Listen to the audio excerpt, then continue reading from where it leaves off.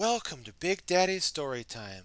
We're reading Alvin and the Chipmunks, Chipwrecked, Castaway Critters. The Chipmunks and the Chipdees know how to live it up. Dave took them on a fabulous vacation cruise in the Caribbean. The ship was humongous and gorgeous, a fancy floating hotel filled with fun activities. "I'll check out our room," announced Alvin. "I'll call dibs on the bed nearest the window, and I signed us up for parasailing." "You're too young for parasailing," said Dave. "You can't call dibs on bed until everyone's in the room," said Simon. "Yeah," added Brittany. "I wanted that bed." All day Alvin caused trouble on the cruise ship. He swam in a fish tank, squirted sunscreen all over the deck, and made fake announcements from the ship's bridge. Because Alvin had misbehaved, Dave told the Chipmunks that they had to stay in their room that night. "When are you going to stop treating me like a child?" asked Alvin. "I'll stop treating you like a child," replied Dave, "when you start acting like a grown-up."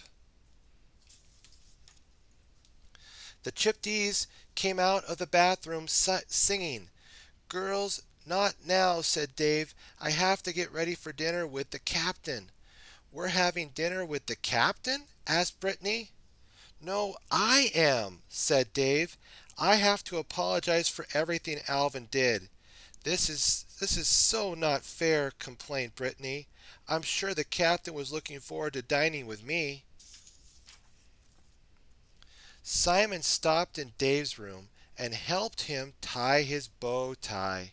"I know you want to protect Alvin," Simon says, "but sometimes kids will rise to the occasion if you show them a little trust." Back in the Chipmunks' room, Dave said, "Lights out by 9 o'clock." "Can we at least watch a movie?" asked Theodore. "Sure, guys," Dave said. "Let me just see what's on." He picked up the remote and flipped through the TV's movie channels. Then Dave thought about what Simon had said. "Why don't you pick the movie?" Dave said. "You guys are old enough to make your own decisions." "For real?" asked Alvin. "Absolutely," Dave replied. "All right, guys, have fun," Dave said, "but not too much fun because I'm still upset." Dave left the stateroom to go have dinner with the captain.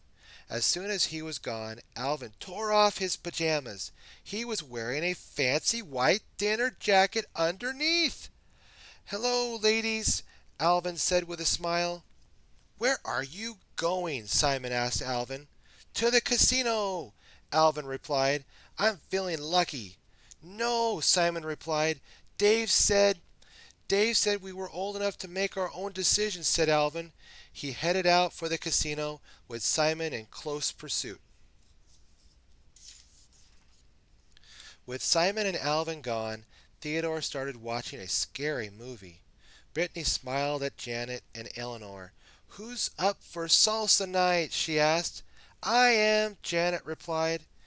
But what to wear?" Brittany wondered. "What to wear?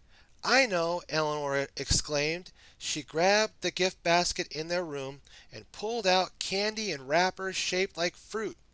Eleanor dumped the fruit candy on a piece of sparkly fabric and quickly got to work.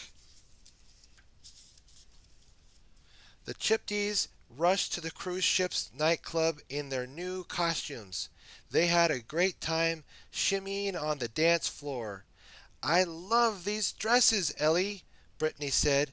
Eleanor smiled. "It's what I do," she replied. Then the Chipdees took over the music. They put on an amazing salsa performance that wowed the crowd. The next day, Dave tried to keep a close eye on the Chipmunks while they played shuffleboard. "You're lucky the captain allowed you even one more activity," he said, but then Dave fell asleep on a lounge chair. While he was napping, Alvin borrowed a boy's kite and used it to go parasailing. But the wind was stronger than he expected. The kite dragged all the chipmunks off the ship's deck when they tried to save Alvin. They soared out over the ocean. Soon the cruise ship had vanished below the chipmunks. They flew far out to sea. "We're going to starve to death," Theodore cried. "Actually, there are many other things that will kill you before starvation," replied Janet. "Dehydration, sunstroke, an island," Alvin shouted.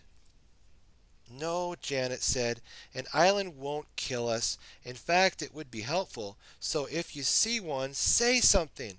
Um, Janet, said Alvin. He pointed at an island dotted with palm trees in the distance. "Oh," Janet said.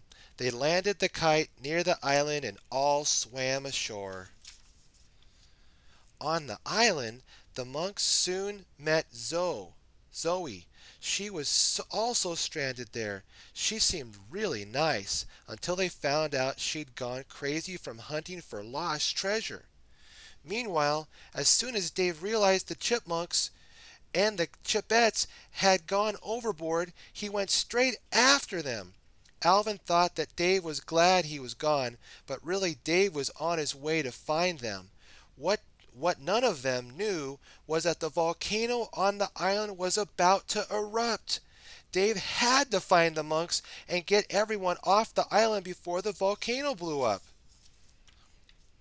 Thankfully, Dave found them in time. With everyone's help, they were able to escape from the island. They even made it back to shore in time to perform at the International Music Awards. What have we learned today, my friends? We learned that it is very important how we act. We need to act with kindness and consideration for others. Be sure to like, favorite, and subscribe. Stay tuned for more Big Daddy Storytime. God bless.